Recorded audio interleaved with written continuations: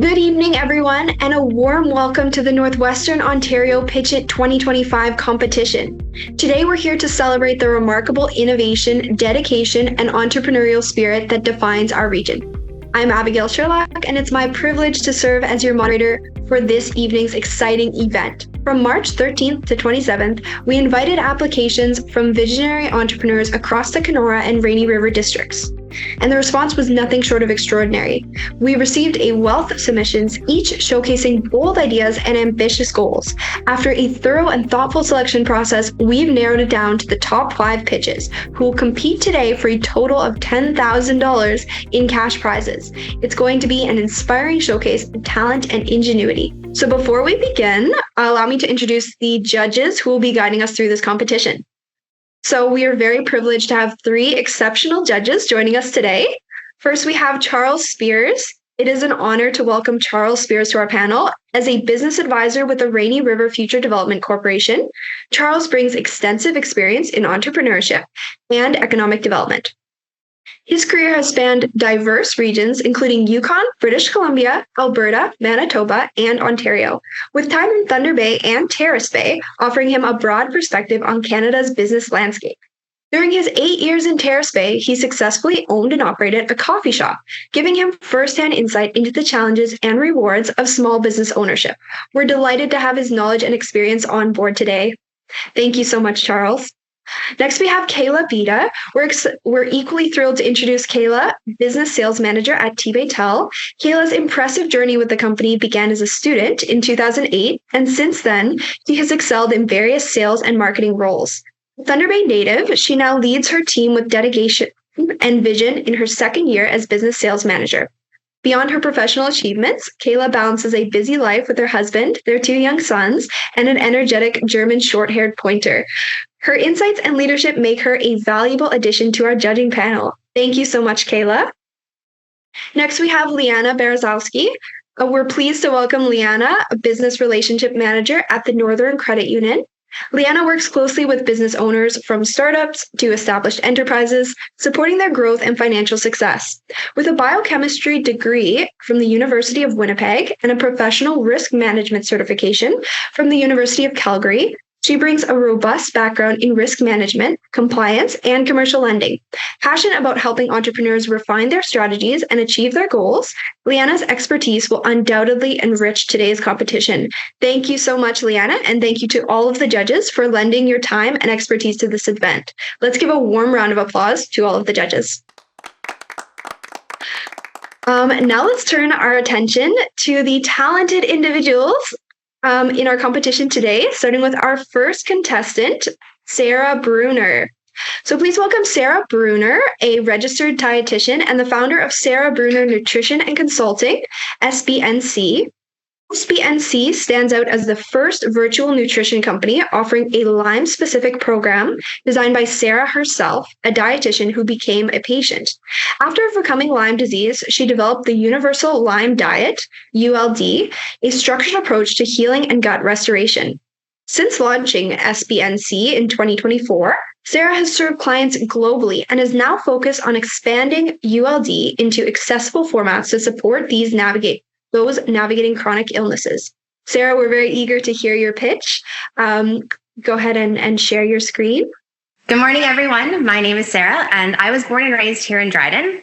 I've been a dietitian for 15 years, but today I want to tell you a story about how I came to be in a wheelchair 9 years ago, fighting for my life. It was 2014. I was at my healthiest, working, launching a private practice, running half marathons, and then I was bitten by a tick. It took 2 years to get diagnosed. I had seen countless doctors and had no answers. I felt desperate and alone. And then I realized just because doctors couldn't help me didn't mean I couldn't help myself. So I did, and that's where this story truly begins. Lyme disease is brutal and complex, affecting over 1 million people across the globe each year, but it's also local. In 2016, researchers found Canada's highest ever infection rate right here near Kenora. By the time most people see a doctor, they're sent home with medication, supplements, and vague nutrition advice. Doctors just don't have time to discuss nutrition. So people turn to Google and they end up more confused and often feeling worse. So So I've created the Universal Lime Diet, the ULD. It was a means of survival. In 2016, while bedbound, I was translating science into a plan I knew one day I had to share. It's a step-by-step framework to reduce inflammation, rebuild the gut, and support the immune system. It's backed in science, and it's rooted in lived experience from myself as the dietitian and the patient. My clients don't just get information. They get a plan, tracking tools, expert support, and community. This is not just another diet. There is a massive underserved market. The ULD is the first to meet it at this level. In the USA alone, there are nearly 500,000 new cases reported each year. People are spending thousands of dollars trying supplements, therapies, and then they give up because nothing works, because they didn't have a plan. One of my clients said the ULD was the first thing that felt individualized. People do not need more noise, they need a system. My buyers are mostly women ages 18 to 55. They're health literate and they are ready to feel better. They just haven't had access to something they could trust. To meet that demand, I'm building a wide product portfolio ranging from $12 downloads to a $2,100 VIP option, offering custom support and features across all levels. Revenue will come from tiered pricing, upsell automations, renewals, a maintenance membership model, as well as referrals. Funnels, a growing social media and collaborations with Global Lyme Alliance have been making conversions. I have 80 people on my waitlist for the launch without any paid advertising. I launched a beta version of the program this past November with 2 clients who helped shape and guide the experience based on real-time feedback. After almost 10 years, I am finally finished my own treatment just 2 months ago. I'm standing here on my own 2 feet and determined to bring this to the people who need it the most. One of my clients said, Sarah has been there for us through the rough times. My online community is a major value add component of the program. It's not just a proven process. Clients are supported with someone who's actually walked through their shoes. I am excited to officially launch it this spring. If it rolls out as expected, I'm projecting $9,000 to $15,000 in revenue by the end of the year. For 2026, based on a 5% monthly growth and fluctuations in seasonal buying patterns, I'm projecting $143,000 to $236,000 in revenue. This is just from scaling and optimizing what already exists without any price hikes. So why the ULD? Because it works and there's nothing else like it.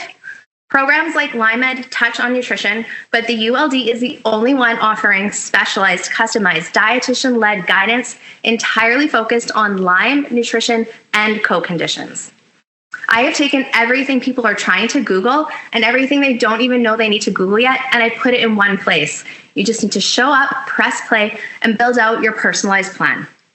Clients get access to me and community. That's what makes this different, sustainable, but most importantly, effective.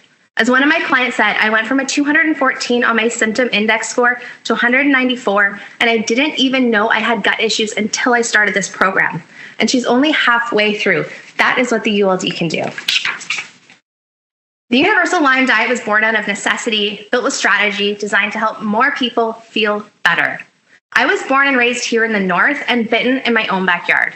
And right now, from this very same corner in Northwestern Ontario, I want to help people across the world find relief.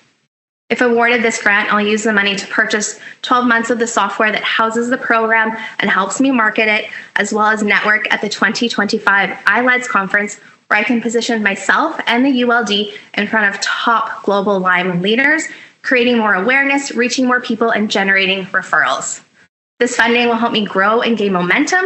With that growth, I can hire local tech and marketing support so I can focus on the things I do best, and that's providing expert care and compassion through one of the hardest journeys of people's life.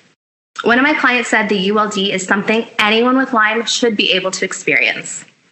I want to thank you for this opportunity today. The light on my own healing journey was very dim for a very long time. It's a privilege I don't take lightly to be able to stand here today. Again, thank you. Your vote doesn't just support me, it supports those who need it the most. Thank you. Thank you, Sarah, for that inspiring presentation. Your transition from patient to professional is really inspiring, and the Universal Lyme Diet has the potential to transform lives. Your commitment to improving accessibility for those with chronic illness is both admirable and impactful. We appreciate you sharing your story and vision with us today. Please feel free to ask any questions or share feedback on Sarah's pitch. I can start. That was great. Thanks, Sarah. What's the difference between a $12 download as it scales up to like a VIP package? Yeah, so starting at the very bottom, well, I'm actually going to start at the top and work down. I think it makes more sense.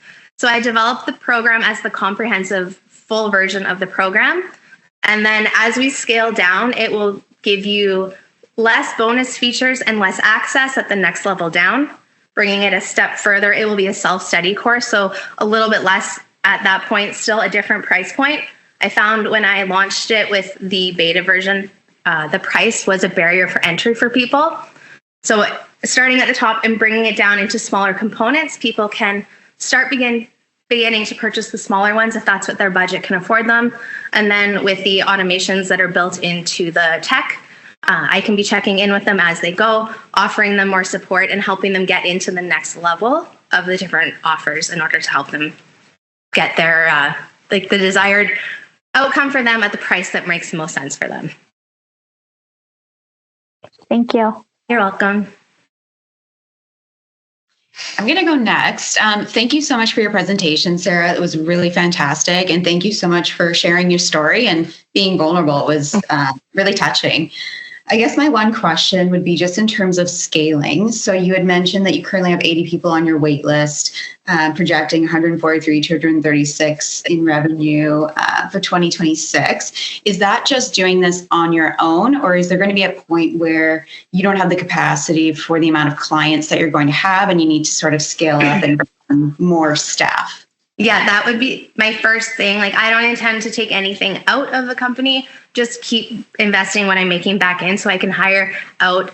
I feel like the tech and like the back end stuff is the first thing I would like to be able to hire for help. I do also mentor two nutrition students, so they're dietitians in training at this point, helping other students get, their resumes built up so one day they can become dietitians too. So I do have volunteer support right now, but the first thing I'd like to hire is marketing and tech support so I can be the dietitian and not so much into the tech. Definitely. Yeah, that makes sense. Thank you. Thank you.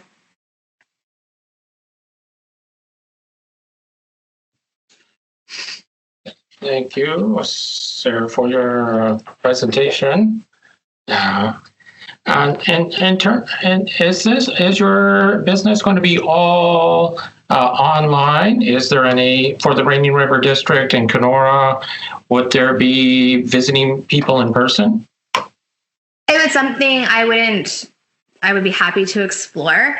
The biggest reason I've chosen to go online instead of back to a private practice, because I was starting one before I got sick. My biggest reason to take it online is because I can help more people at the same time in a group cohort setting. I would love to be able to give back to this community, though. The amount of support I had 10 years ago when I was diagnosed was overwhelming. The amount of support that came from people that I didn't even know. And my goal is to give that back and support the community. So I'm thinking something along the line of local sponsorships for local people who are in need as well. Second question, you mentioned about nutrition students that be mentoring. I went actually to the school of dietetics, started it. That's not what I completed my degree in. So I know at UBC at one time they had. So is there other universities across the country that you got? Yeah, absolutely. About 10 or so offer bachelor's in human nutrition science. And then from there, you have to apply for a dietetic internship. And that's the very difficult competitive part that a lot of people really need to build their resumes on in order to get accepted for their internships. So yes, there's across the country. And next question would be on the cost structure. How did you find a developer to do all this software? And are you doing from your home or doing from a business location kind of thing? That's a great question. So I actually have kind of strategic business mentorship through a retired dietitian. She started bringing IBS programming online kind of in the same capacity I'm bringing this 10 years ago. She was kind of first to market. And then she's transitioned out of dietetics into helping healthcare professionals bring their practices online. So that's kind of how I've had a lot of strategy and then market research as well, looking at what other programs in health fields are offering, like the structure of their programs, the price points, and what kind of is encompassed by those price points. And my last question, a little bit of a curiosity for the Kenora and Rainy River districts. How many cases, ballpark, do you get from people going on a hike and get bitten by? That's actually an answer that is a little bit sad that we don't have better data in our region. I don't know if anyone has somehow been in the kind of the background and seen my journey over the last 10 years. I became very vocal. More on an awareness piece because I already had the platform with private practice. I used my website to create awareness around the illness because I did go to the doctor as soon as I was bitten, but they just what they didn't know they couldn't help me with, and I didn't know better either. So I became as sick as I did just because I didn't get antibiotics right away. So that was my biggest thing 10 years ago, was awareness so that this didn't happen to anyone else. At that point in time, people reached out all the time when they would find a tick. What do I do with it? I was bitten. I always suggested bringing the tick up to the local health units in all of our communities because they can send them for testing. But unfortunately, that's something that they've stopped doing over the last several years. So we're not testing ticks as often, and just the testing in Canada isn't necessarily very sensitive or specific. So we get a lot of false negatives, and it has to meet a lot of criteria in order to go past the first testing phase through Ontario Public Health and other provinces as well. So we're underreporting it just based on false positive testing. Thank you very much. You're welcome. Thank you, Sarah, and thank you to the judges. So next we have Ali Crandall, founder of Stella Apothecary. Originally from Kenora, Ontario, Ali's connection to nature was forged by Lake of the Woods. After studying technology and design in Toronto and working as a brand consultant with Hubba, where she honed her skills in storytelling for brands, she returned to Kenora in 2020. There, she pursued her passion for botanical healing, creating luxury self-care products with essential oils. Following the loss of her beloved dog Stella in 2024, Ali launched Stella Apothecary, blending her branding expertise with her dedication to wellness. Ali, please take the stage. My name is Ali Crandall. I'm located in Kenora, Ontario, and my company is Stella Apothecary. I'm so grateful to be here with the opportunity to share my business with you today. In 2020, I moved from Toronto to be closer to nature and with my dog Stella in her final years. As I settled in, I quickly remembered the challenges that come with living in the north. Our communities are more at risk of seasonal depression here with extended shoulder seasons and low levels of vitamin D. Another challenge I found was finding skincare and wellness products made specifically for northern communities with chronically dry and sensitive skin. Most products on the market have additives and preservatives that do more damage than good, and these challenges affect people from all ages. As a sensitive person, I feel my best when I can help others around me feel good, which is what led me down the path I'm on today. A few years later, when Stella's health declined and we spent more time at home in her final year, I was craving a change beyond my desk job and had lots of time to think about my future path. I'd fallen in love with the lifestyle here in Kenora and wanted to focus on something I'd love for years to come. It was time to create nourishing products I was craving for myself and loved ones. My new hobby completely took over my life in the best way possible. Others loved my products as much as I love making them. Stella passed away in 2024, but I decided to name my business after her as she forced me to slow down and focus on my dreams. Today, Stella Apothecary offers nourishing and uplifting products for the entire family, including pets, designed to make feeling good easy. All products are made with pure, effective ingredients that protect our skin and our waterways. We have products across bath and body, home and pet, and beauty. You can purchase and browse all of our products on our local and regional markets, my online store, and our local retailers.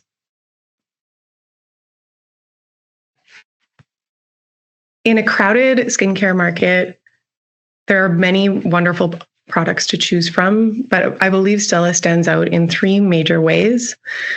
We offer targeted solutions for northern lifestyles. For example, we offer hand salves for anglers who handle lots of fish and get cut hands. something I'm familiar myself, as well as our mosquito repelling lotion bars that are extremely effective, and across our moisturizing and progressive ingredients include rich butters like shea butter, cocoa butter, and as well as grass-fed tallow. Our products are uplifting and easy to use, created with thoughtful packaging that makes self-care easy when it often feels like work. Our brand is fun and friendly, and our product names are designed to battle the northern blues. What started as a hobby turned into a side hustle, and now I'm ready to focus on my business full time. I've already sold 900 units across 10 markets. I've developed partnerships across salons, veterinarians, sports, and boutiques. I have 100 returning customers who are raving about my products, and I'm so excited for you to try them as well. So I've been able to operate my business quite lean because I juggle all of the roles across production, marketing, and business development, and I lean on my network and source experts when needed. I have specific industry experience working in as a brand consultant, where I helped hundreds of craft brands in health and beauty connect with independent retailers across North America. And I've used certified therapeutic grade essential oils for 10 years. I've also have 10 years working with high growth startups across multiple roles, including business development, marketing, and sales. And today, I'm really excited to grow Stella. My goal for Stella in 5 years is to have a large enough studio space with a team producing orders for over 300 retail partners across Canada, in addition to supporting direct-to-consumer sales while expanding our product line. Your support today will help me to execute on my top three goals, which are marketing execution, developing a new pet product line in partnership with our Kenora Vet Clinic, and scaling production. Your vote today will help me with the total funds I'm looking to secure so that I can effectively scale my business over the next few years. I'm truly motivated to help families across our region feel great all year round. Thank you so much for listening, and I hope you'll vote for Stella. Thank you so much, Ali, for sharing the inspiring story behind Stella Apothecary. Your passion for nature and wellness is very evident. So I'll open the floor to the judges if you have any questions for Ali. Again, I just wanted to say it was a great presentation, really beautiful branding and marketing. I can see that experience coming through. And so my question was just, I'd love to hear you speak a little bit more about how you learned the product development piece. So how you learned how to make the lotions and the soaps and everything. I'd be interested to hear that story. Yeah, I think it was honestly something that I took upon myself as I was grieving. It was, I really have always loved baking and creating these natural solutions for myself as for the past 10 years. But so a lot of my brand consulting experience came from product discovery. So a lot of the products that I had picked up and used over the course of that part of my career inspired the products that I make today. So specifically the solid moisturizing bars, it's definitely a texture thing. So it took a lot of time to craft that, a lot of trial and error to get the texture that I wanted. But I've done lots of research around production of the products, and so that I have sanitary practices and develop the unique formulas that I think are best for northern skin. Perfect. And I know you had spoke about a future plan would be to sort of expand and have a bigger studio space to work out of. So are you just doing everything out of your home right now? Yeah, exactly. Okay. And in your current space, what's your scalability? So like, are you able to meet all of your current demand? Do you think you can grow a little bit where you are? Mm-hmm. Yeah, I am able to like keep up with demand right now with my current space. I would say I could probably make up to 300 units a week if I really needed to. Yes. So, but I can foresee that, with all the other hats that I have to wear in my business, I would like to have another space where I can hire other folks on the production team to help with expanding that as well. Makes sense. Thank you. Thank you. Hey, Allie, great presentation. My question was also around your space, but I did have another one. Where are you finding that you're more popular, like in store or through an online store? My products definitely sell faster in those markets where I'm able to talk about my products. The vet clinic has been selling out on my products every month. So I've been restocking their shelves, which is really exciting. And it's why I'm kind of really excited to expand my pet line. And I have a veterinarian that I'm partnering with to develop the formulations that we'll be able to expand with. But my local, my retail store, my online store is also quite popular as well when people need it. But definitely the markets are the best for sales. Nice. But the reorders as well. Reorders are great too. For pet products, are you just using like balms for their paws or an eczema kind of thing? Yeah. So I have a little lotion, like solid lotion bar that we can put directly onto the paw. But then we also have a solve that is in a tin, which we find is a lot easier for pets with sensitive paws. I find that with my cat, he doesn't like me to touch him too much. So the solve is a lot easier. Awesome. Thank you. Thanks. Thank you, Ellie, for your presentation. You mentioned the mosquito and the people that are involved in fishing. So would you be going out to all those fishing lodges at Lake the Woods and Rainy Lake and so on? Yeah, absolutely. So my products are already, like my bass bomb is already in Lake of the Woods sports headquarters in Winnipeg and Kenora. And then I'm also going to be selling those at marinas. There are just under 1,000 marinas across Ontario alone. So I'm really excited to expand in that direction. And then also, I love the idea of the lodges too. And then, yes, I fish in local bass tournaments, which is how I kind of developed that product. So I'm very much aware and connected to the fishing community here.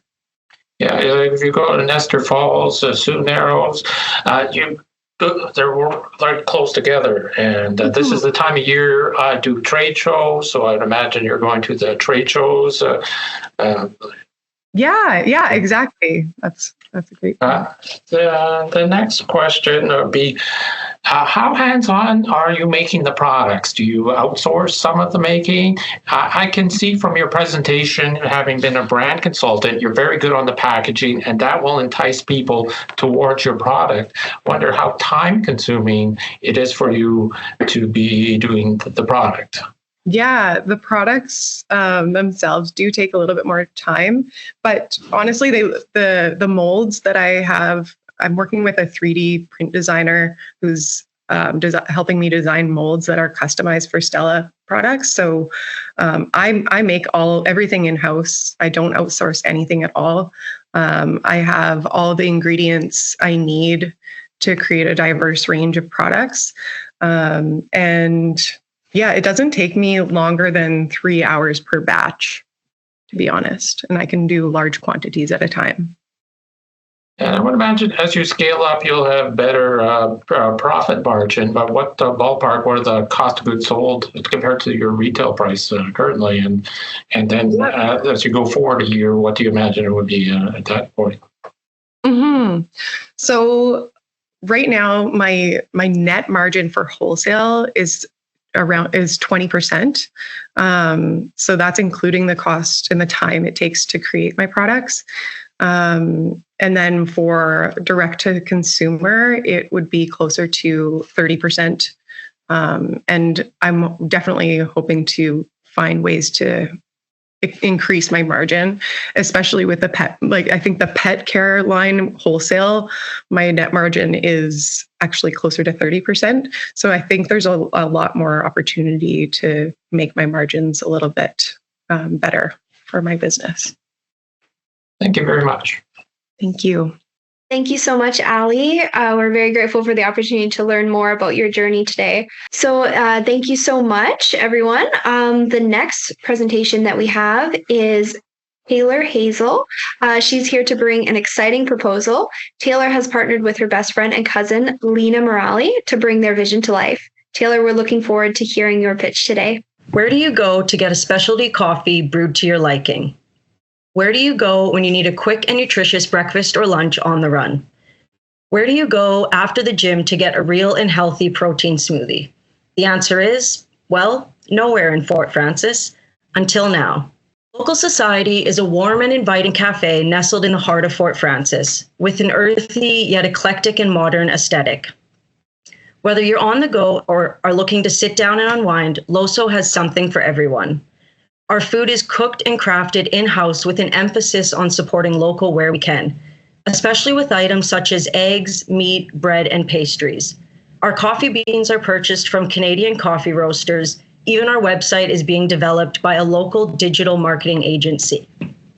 We will have an assortment of grab-and-go as well as made-to-order food options. Our grab-and-go fridge will cater to the customer with no time to spare, stocked with items like salads, cold sandwiches and wraps, mini charcuterie boxes, yogurt parfaits, veggie and hummus trays. As for our made-to-order menu, there will be 3 signature sandwiches, 3 breakfast handhelds, 2 power bowls, and 3 smoothies, as well as changing weekly specials. What sets us apart from our competitors is that there is no one else in town that offers exactly what we offer, which is a unique combination of quality and convenience. Both myself, Taylor, and my partner, Lena, have had ample experience in the local hospitality industry. We can still remember how captivating it was working at Boston Pizza and observing all the complex and intricate systems in place to run a restaurant of that magnitude. After many years of hosting, serving, bartending, and supervising at various locations, Lena and I parted ways. I settled down to start a family in Australia, while Lena decided to immerse herself fully in the industry. She went to Kingston, Ontario to complete her culinary management certificate and apprenticeship.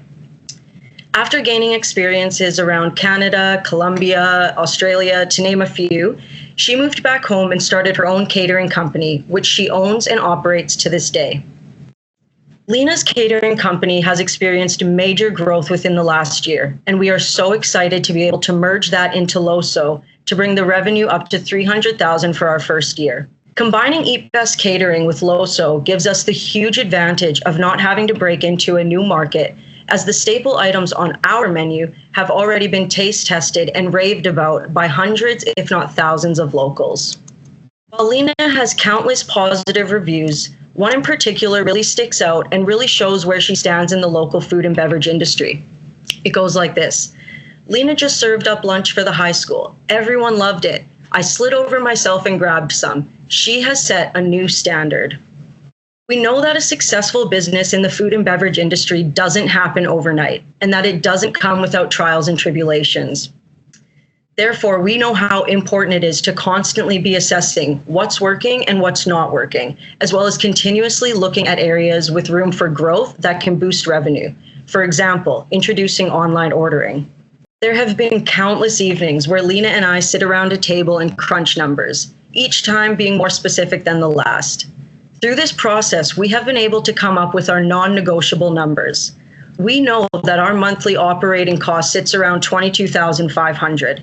Therefore, we know that we need to make about $1,000 a day to break even. We broke this down further by figuring out what our customers' average spend would look like. Based on these numbers, we know that seeing over 40 customers a day will put us into a profit margin. Now, I'm going to be real by saying that this business venture is a somewhat scaled down version of our initial dream of owning a cafe by day, bar by night type establishment. Our original plan was to buy real estate and see out that idea, but we quickly realized how difficult it can be to acquire a commercial mortgage or even a small business loan when you are first starting out. Something had to change. We had to shift our mindset. We figured out that before we can expect someone else to invest in us, we must invest in ourselves. And then we asked ourselves the question, can we make this happen with $30,000? We pivoted and adapted, and Local Society was born. Though we are prepared to start this up with our own investment, this grant money would go towards our website development as well as our POS software.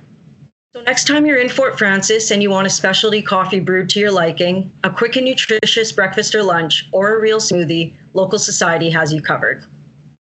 Thank you. Thank you so much, Taylor, for presenting this compelling vision.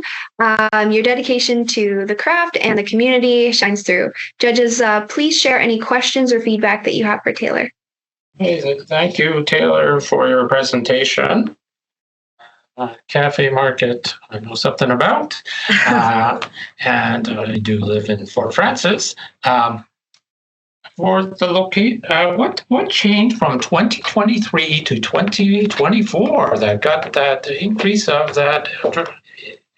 There's a big difference there. There's something must have sparked that sales increase there from 2023 to 24. With eBest. Sorry, this is definitely a question more for Lena because Lena runs eBest. I don't actually have anything to do with eBest. We are merging the two, but I think for Lena, I'll try to answer on her behalf. She started out with sort of just doing like charcuterie boxes and stuff like that. And slowly but surely, she started getting into small scale catering, like breakfast and lunch style catering for, business meetings, board meetings, so on and so forth. And then those just really started like to grow and to get bigger. So then, she started doing caterings for like New Gold. And actually just a couple weekends ago, she did her first like really big catering event for the girls hockey banquet, which was a 300-person catering event. Thank you very much for your presentation. Thank you. Thanks for the presentation, Taylor. And it was a great presentation. Sounds like a really exciting opportunity for Fort Frances. And if you ever want to expand, I'm sure Kenora would welcome you with open arms. So come see me. I guess my question is, once you're able to secure a location, if you had to sort of estimate, how long do you think it would take to be up and running and able to start welcoming customers? So we've tried to really plan out a lot of everything we can do without having our building secured. We are actually signing the lease to start May 1st.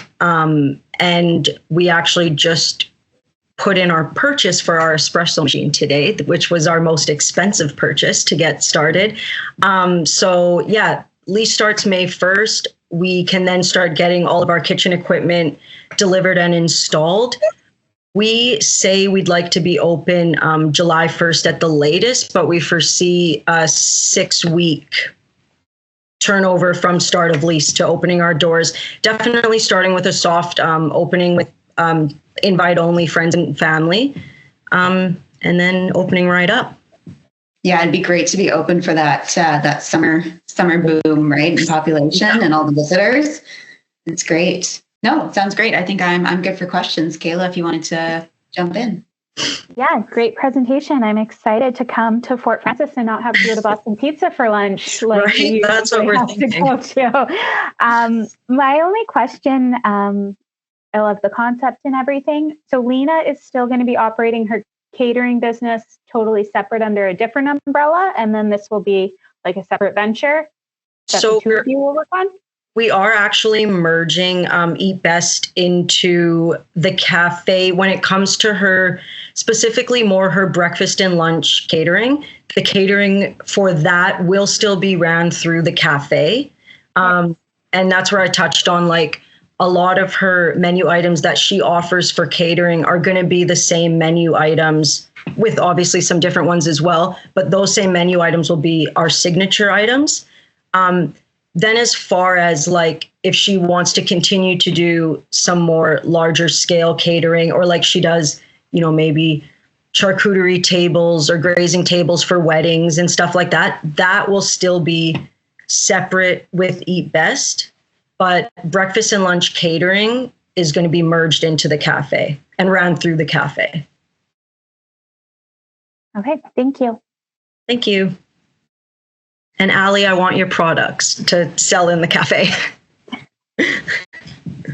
So next we have Ethan Raj, a logistics expert aiming to launch Northwestern Ontario's first all-electric courier service. With experience managing Blumex, Canada's GTA delivery fleet, to address rural shipping challenges, targeting a 60% cost reduction for businesses. He's also partnering with Sioux Lookout Youth Corp to train Indigenous drivers. Ethan, we're very eager to hear more about your innovative approach. Thank you, everyone, for coming here. My name is Ethan Raj, and I'm here to introduce you Northwestern Ontario's first 100% electric courier fleet. And we're just trying to make the world a greenly environment with a 0% carbon footprint. We are called Always Moving Logistics Forward, Inc., because we're always moving logistic forward, not backwards.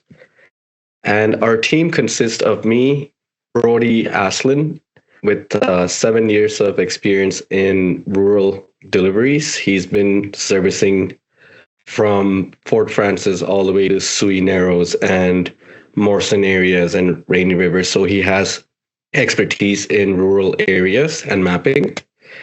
And our director is my wife, Saru, and she's the founder of the company, and I'm the operations head. So what is the problem? The problem is logistics are costly to deliver in terms of creating pollution, and there's a lot of rural distraction between distances gap between places for parcels to get delivered. And that way businesses are paying more than 40% to get their product to a customer or to another businesses. And we are here to help that solution. And rural communities lack reliable shipping options. That's another problem. And there's no other EV options available in Northwestern Ontario from what I understand. And basically by introducing electric fleet of vans and cars, we can introduce a zero emissions deliveries for Northwestern Ontario. I myself drive a 2019 Honda Clarity, which I deliver locally in Fort Frances. And basically it's zero emissions produced from that vehicle, and it does give over 110 miles per gallon of fuel that it intakes, which in terms of cost effectiveness, it only costs me about 6 cents per kilometer traveled. As to Brody, he delivers in his Toyota Tacoma, and that can cost anywhere over 20 cents per kilometer when we are delivering to Sui Narrows or Rainy River or Morrison districts. And by introducing electric courier fleet, we will lower costs for a lot of people, not just ourselves, but also to the businesses and consumer.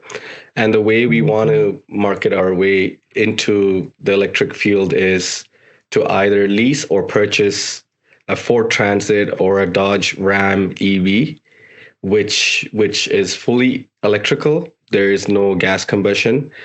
And also there is charging ports throughout the transnational highway. And also I looked into charging stations in Sui Narrows and also in Kenora, in Atikokan. And so once we branch out to these other locations with smaller fleets and local drivers from their rural communities, we'll have an expanded fleet operations. And we are trying to aim to go 100% electric in 3 to 6 months if all plans work out. And our current fleet, like I said earlier, consists of a Toyota Tundra that Brody drives and delivers to most of the remote areas, and myself in a 2019 Honda Clarity that I deliver locally from Fort Frances to Emo, the furthest. And we would like to engage in a business of getting a bright drop from Chevy or a Ford E-Transit from Ford or a Dodge Ram EV from Dodge itself. And basically, everybody wants to leave a 0% carbon footprint in their way of producing businesses or producing any products of their own. So I think our fleet will help sustain that goal. And basically, we have an ideology of charging customers or businesses $5 to $20 per package based on dimensions and where it's going and how it's done. And there's also could be a monthly subscription plan available. Like, for example, UPS, Purelator, they do like monthly pickups for businesses where they'll come once a day or 3 times in a week to pick up any parcel. So we are targeting in that type of platform to engage with businesses to get parcels delivered. And there's a lot of growth in rural communities for e-commerce. Like, I noticed being a delivery driver myself, that a lot of people are ordering products and they are wanting their products faster than waiting around 1-2 weeks. I mean, I could remember like when we were in the Christmas time, Canada Post went on strike and it was just bombarded with orders and we were shorthanded and it was tough to manage. But at the same time, people living in rural communities, they had to wait a little bit longer than expected delivery dates. As to if you're from Fort Francis, you're already delayed, but we still got everything in time. And basically, we want to be zero emission logistic courier company in Northwestern Ontario. And basically how we want to overcome certain barriers is by having immediate battery packs available just in case there's if we're on a route from Fort Francis to Sui Narrows or something, the car dies out of battery, there should be an immediate portable battery pack charger, at least that it charges to the next available charging stations. And I also like to partner up with a lot of the native youth groups here from either Sui Narrows or locally from 7 Generations from Fort Francis, and collaborate a small team of fleets in small sectors of the communities like Morrison, Sui Narrows, in Atikokan, and all the external remote communities that's close to Fort Francis. And this is just our 1 month revenue stream of just by servicing Fort Francis to Emo. And on your right, you'll see if we expand to Rainy River and to other areas on a remote, on an electrical fleet, we'll be able to achieve this type of revenue stream. And basically, this is a chart that explains our expenses versus our revenue. So as you can see, the expenses will minimize itself and become a steady path, as to the revenue will only be an uptick. And this is our coverage areas of what we are doing currently. Fort Francis, Emo, there is Rainy River we cover. And like I mentioned, this is our toughest area, Sui Narrows to Morrison, Nestor Falls. We have a lot of difficulties getting there in certain weather conditions, or even when there's bombarded with lots of orders from the Canada Post strike. And this is how I want to see our future coverage, with key points in Kenora, Fort Francis, Sui Narrow. I forgot to mention Atikokan here, and Thunder Bay, where we'll have small branches of fleet office or a vehicle where somebody will be able to be part of our team, go pick up the vehicle and the couriers that needs to be serviced in that area respectively. And we are not just a company about, transferring packages. We want to have cleaner air, lower the cost for people. And I have contributed my part from 2019 by purchasing myself a 2019 Honda Clarity. And I want to also everyone to benefit that experience that I'm having by driving a cleaner vehicle and cleaner emissions. And I want to thank you everyone here today for giving me the opportunity to explain my businesses. And with the funding that's going to be provided for the winners, I hope to put the initial deposit for a purchase on our first EV van. And I hope you will all support me. And thank you very much for your time and consideration for today. Thank you so much, Ethan, for delivering such a thoughtful pitch. Judges, I want to open the floor to any questions or thoughts that you have for Ethan. Thank you, Ethan, for your presentation.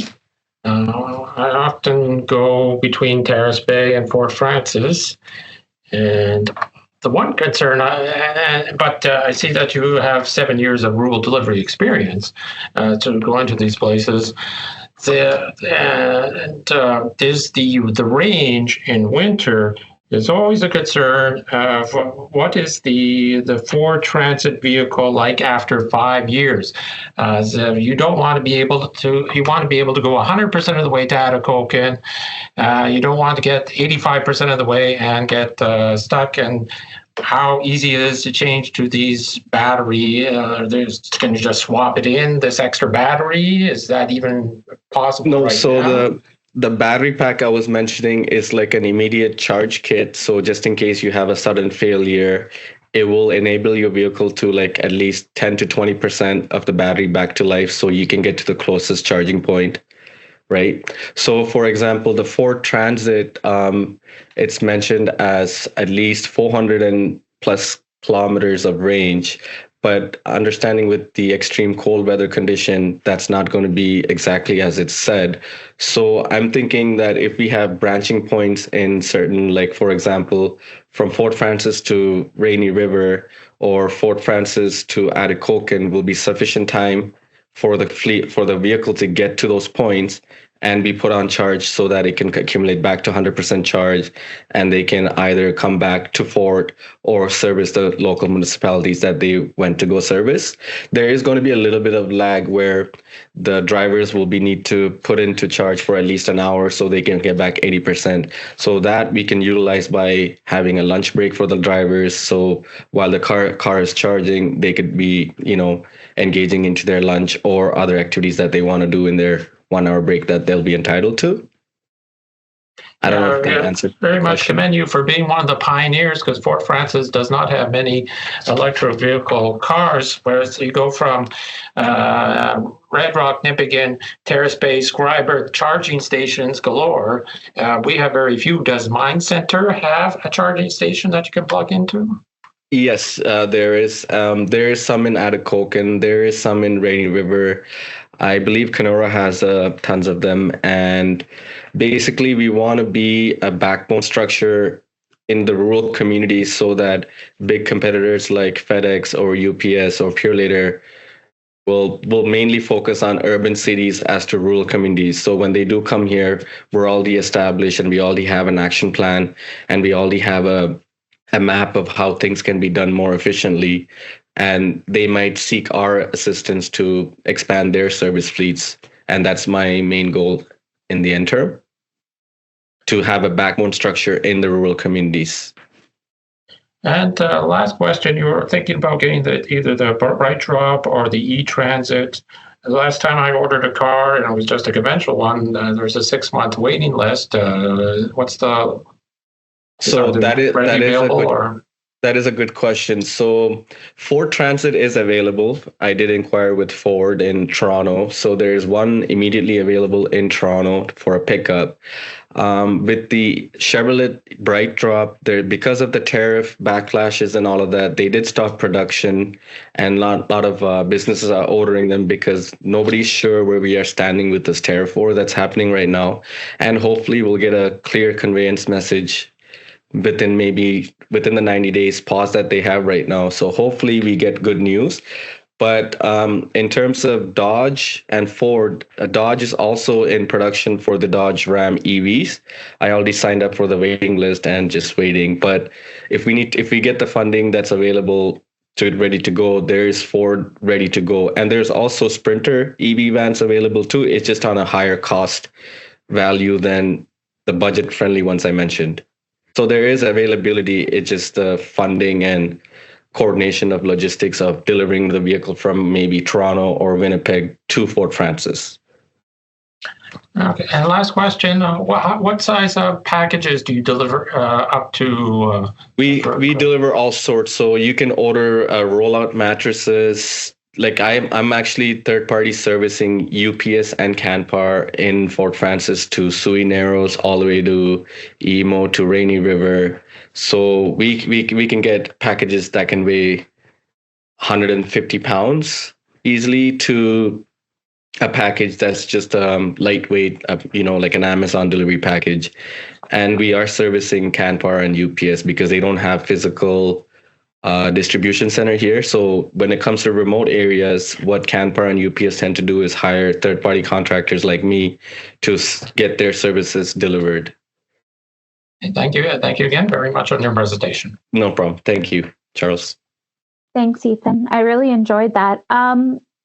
My question is, how do your rates compare to other delivery services that aren't EV?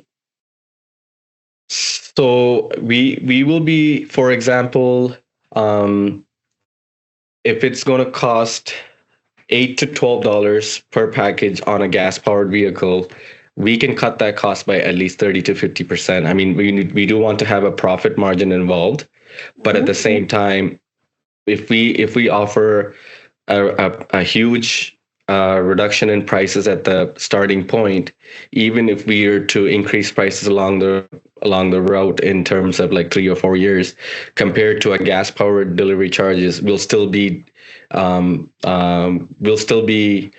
to 50% cheaper than gas powered delivery options, whether when we increase the price or not. Because as gradually you'll understand that gas powered vehicles will also increase their prices, like maybe routinely, and we wouldn't have to do that as much as they would, because there's always changes. Like there's the tariff war. We don't know if carbon taxes can come back. So there's all these little discrepancies that gas powered will have to face, as we won't be facing as much as they will. Okay, thank you very much. Thanks for the presentation, Ethan. I think I want to clarify something. So your current fleet, you have one gas vehicle, which is the truck. You have one hybrid, and then the hope is to purchase a fully electrical vehicle. Is that correct? Yes, that's correct. So with the purchase of that electrical vehicle, is the plan to bring on a new driver for that? Or No, is it so that will be to replace the Tacoma. Okay. And to bring new drivers will be with the expansion plan when we have smaller fleet locations in Sui Narrows or Rainy River or Atikokan or Kenora. That's when we'll be looking forward to bringing new drivers to operate those vehicles when we're at a little bit of larger scaling options that's available to us.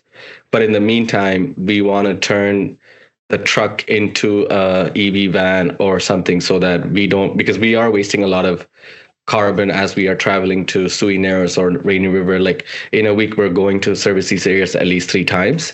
So there's a lot of carbon footprint we're already producing amongst all the other courier companies that are already there, like FedEx and Purelator and Canada Post.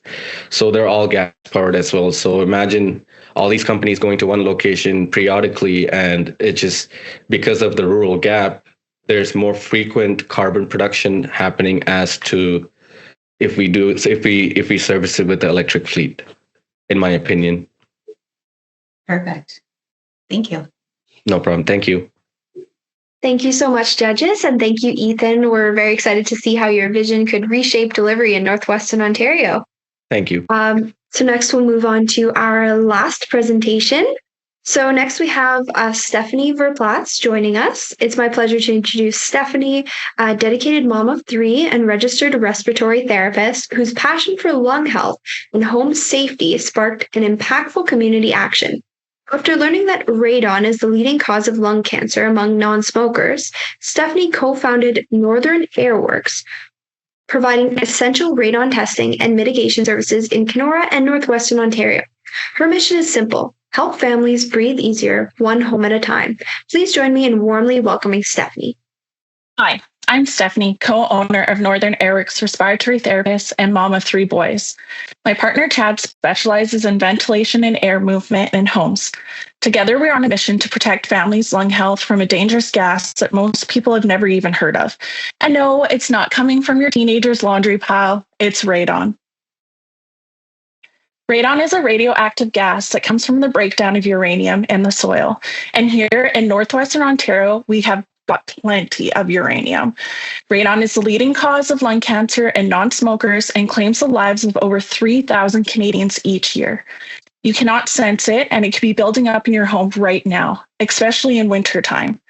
We spend more than 90% of our time indoors, sleeping, working, raising our kids, all while unknowingly breathing in a carcinogen. But this is a solvable problem, and we're targeting homeowners to take action now. We launched Northern Airworks just a few months ago, and we already generated $10,000 in revenue. That's with no full-time staff, limited inventory, and a very targeted marketing campaign. Here's how we're building a sustainable business. We rent short-term digital radon test monitors for $100. We sell long-term test kits for $65. We offer professional mitigation services that range from $3,500 to $4,500 with a gross margin of 50 to 60%. We are building community partnerships with health units, libraries, and First Nation housing departments to offer accessible testing through our lending kit program. In Kenora alone, there are over 27,000 homes, and nearly 1 in 5 is expected to have unsafe radon levels. If we sell just 250 kits in year 1, that's $25,000 in revenue. Add 25 mitigation systems at $3,500 each. We're already into 6 figures, all in a market with very little local competition. Most other services are based in Thunder Bay or Manitoba, which means long wait times, high travel costs, and no local follow-up. Online kits offer no guidance, and local HVAC contractors often aren't certified to deal with radon. We're different. We're already built on our foundation. We're certified, insured, equipped, and have tested and mitigated homes in our first 3 months. We're booking an average of 4 paying clients per month, and that number is growing. Over the next 3 years, we're scaling by adding more equipment, expanding to nearby communities, and growing our team to meet rising demand. We're expecting a 10% growth every 3 months in sales and performing mitigation systems. Our marketing spend is $850 per month, focused on local outreach, social media, and home shows. And we're already seeing about $3,300 per month in revenue in return. That's 392% return on investment. Although there's so much more we can do, door-to-door canvassing or sending out flyers to the mail. Yes, there are risks, low awareness, seasonal demand, and remote service areas, but we're tackling these head on with Health Canada's free resource materials, flexible delivery, and a low overhead business model. Radon awareness is finally gaining momentum. Ontario is updating its building codes, and real estate professionals are becoming more engaged. We're leveraging that shift by focusing on education-first marketing. Northern Airworks isn't just a business, it's a movement. The risk is real, but the solution is simple. And with the right support, we can make radon testing the new smoke detector, standard in every home. We're seeking $50,000 to expand our awareness campaigns, offer subsidized testing in rural and First Nation homes, invest in continuing education and mitigation equipment, grow our mobile services to reach the water access only properties. Receiving the NWO Pitch It grant would help us expand our reach, refine our marketing, and educate the public before it's too late.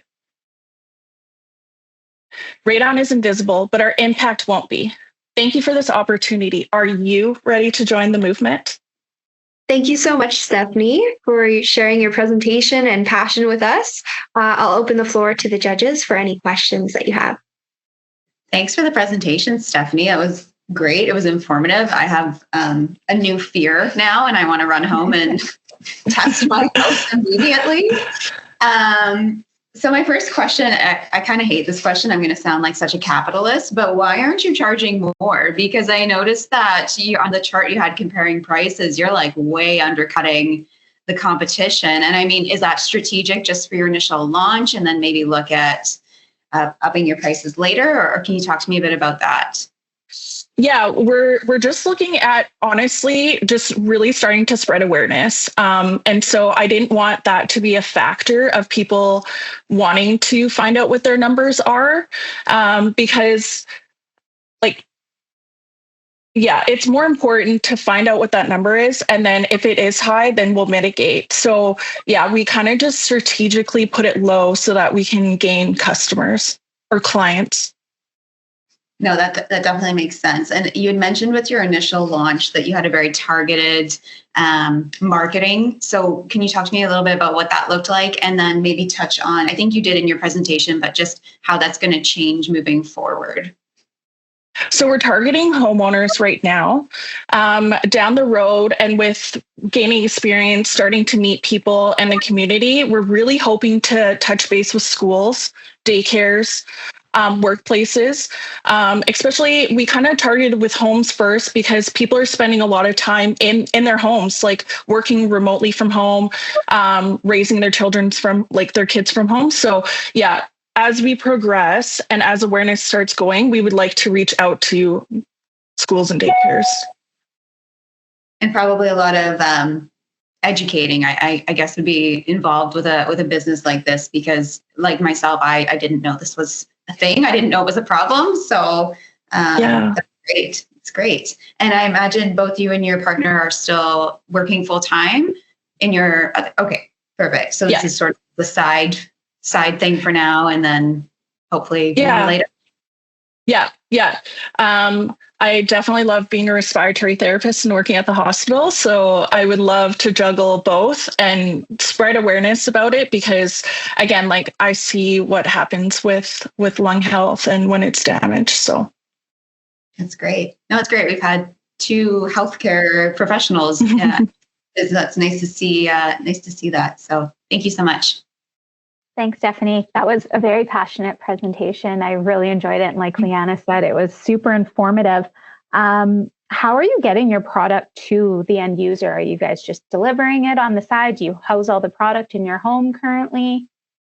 Yeah, so we ordered test kits from Ontario. We're looking to work with another lab because we're finding AccuStar testing results are coming back slower than usual. And so there's this Lex that's an up and running company right in Toronto area. So we're hoping to reach out to them. We're just working on some numbers. Currently, we're delivering for free. We are dropping them off. Chad or myself are going into people's homes and making sure that they are set up in the right location because you want the proper accuracy. It will give you an average amount of like what your radon is, depending on like where you put it. So you don't want to be putting it in the bathroom because the fan's just going to suck all that radon out. So you want to be putting it, if there's a kid's bedroom in the basement, you want to be putting it in the kid's bedroom in the basement. So we are offering free delivery and setting it up for people. And then once the kit is delivered, they just report on the readings that the kit produces, or do they have to return the kit? So the short-term testing kit is just a screener test. So we would go pick it up after 7 days. We can print off a report off of our laptops or our iPad, and then give it back to the consumer, the client. For the long-term testing kits, which we cannot mitigate a home without the short testing kit being done, is a minimum of 91 days. And it has to be done in the heating season from September to February. So that would get mailed to the lab. So we are going to offer picking up that test kit after 3 months and then mailing it to the lab for people, or they can mail it themselves. And then the results would get emailed to the clients. Awesome. Thank you. Thank you, Stephanie, for your presentation. Now, it's 1 in 5. That's a lot of homes that could have high radon. And you mentioned something about building awareness through the building code. But a lot of people, they live in their homes. They're not going to just probably easy to buy a new home. What once you get a high reading from someone's home, how do you refer them to the aftercare after the reading? So what kind of mitigations do you do for a typical client? Yeah. So my husband is certified in mitigating the radon. So like we're a one-stop shop. We'll help you test. And then if you do find high radon levels in your home, then he will go in, he'll assess the area. Most likely if a house is built on a slab, he can drill a hole into the concrete, install a fan, and then the fan pipes out the radon outside of the home. If there is a crawl space in the basement, he would have to go in and you're covering up all that dirt with poly. So you're going around and covering all that up. And then we are leaving people with long-term like test kits or like the digital monitor test kits so that they can watch their levels. So if anything changes in like 2 to 5 years, they can always reach out to us or reach out to a mitigation company at that time. Any disturbances to the soil will change your radon levels. So if they start cutting up the ground and reinstalling a pipe in front of your house, that's going to disturb your radon levels. So we're leaving them with a long-term kit that they can, like screening tool that they can have all the time. The fans have a 1-year warranty, and that's I believe it for warranty and maintenance. But again, Chad's super knowledgeable, and you can reach him by phone if they had any other questions regarding the system. That sounds a lot more assuring that there is some mitigation measures. And how do people find you? Do you have a website already? Yeah, so we are currently working on a website right now. We are actively on social media, so Instagram and Facebook. A lot of our awareness is like word of mouth. We've had a few clients that have mitigated their homes and they're going and telling people to test and monitor. And so we're kind of just word of mouth by that. Hopefully the website will be soon.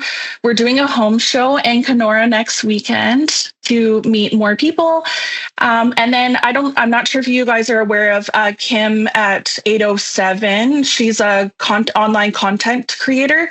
She has 14,000 local followers. So we are going to be working with her in the fall to spread awareness. And because that's where our biggest testing season will be from September to February.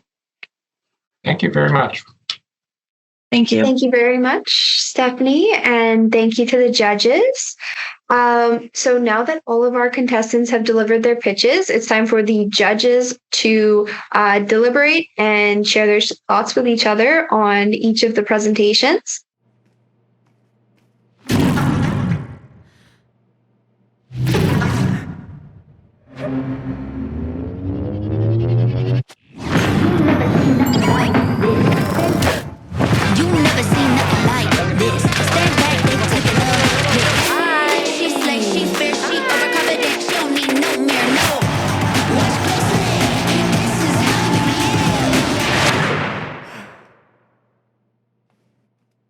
As the judges continue their deliberations, we'd like to take a moment to express our sincere gratitude to our sponsors for their generous support. This event is the result of a strong partnership that has flourished since 2022. Thanks to the Northwest Business Centre and Northern Ontario Angels for coming together with the Northwestern Ontario Innovation Centre to deliver this event. Their collaboration has made this initiative a cornerstone of entrepreneurial spirit in our region. We also owe a tremendous thank you to our generous sponsors whose contributions have fully funded today's cash prizes.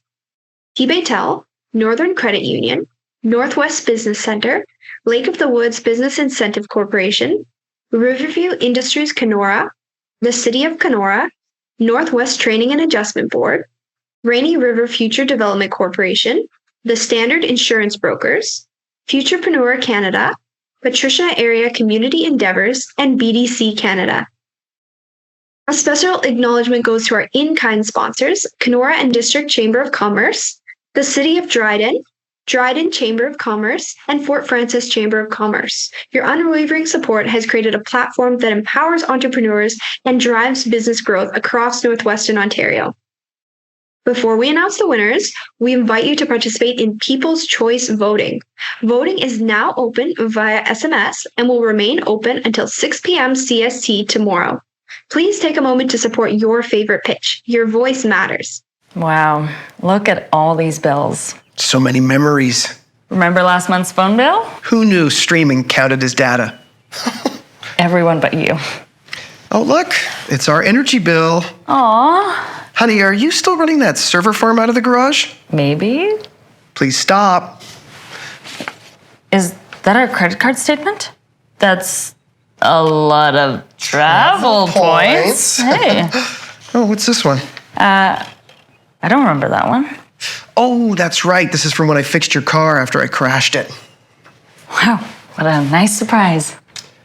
We should do this every month. We already do.